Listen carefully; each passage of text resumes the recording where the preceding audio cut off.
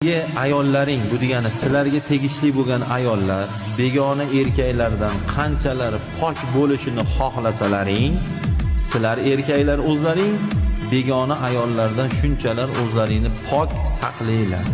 Qaradingizmi? Qaraladi bizga. Gapirdingmi? Gapiriladi. SMS yozdingizmi? SMS yoziladi. Undan ag'ni aytolmayman. Undan yo'qni aytolmayman.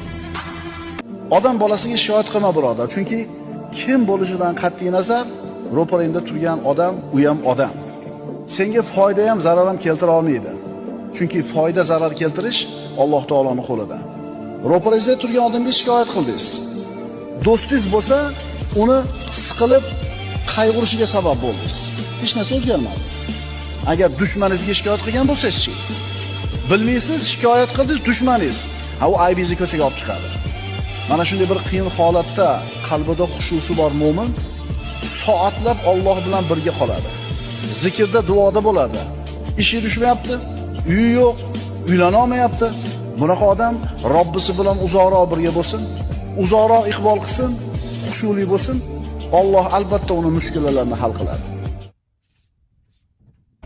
Ayollaring, bu degani sizlarga tegishli bo'lgan ayollar begona erkaklardan qanchalar pok bo'lishini xohlasalaring, sizlar erkaklar o'zlaring begona ayollardan shunchalar o'zlaringni pok saqlanglar.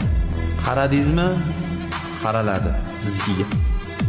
Gapirdingmi? Gapiriladi. SMS yozdingizmi? SMS yoziladi. Undan ag'ni aytolmayman. Undan yo'qni aytolmayman. Odam bolasiga shikoyat qilma birodar, chunki kim bo'lishidan qat'iy nazar, ro'parangda turgan odam u ham odam. Senga foyda ham zarar ham keltira olmaydi. Chunki foyda zarar keltirish Alloh taoloning qo'lida. Ro'parangizda turgan odamga shikoyat qildingiz. Do'stingiz bo'lsa, uni siqilib qayg'urishiga sabab bo'ldingiz. Hech narsa o'zgarmadi.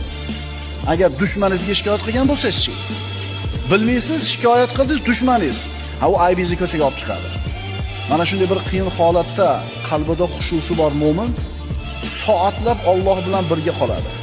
Zikrda, duoda bo'ladi. Ishi tushmayapti, uyi yo'q, uylana olmayapti.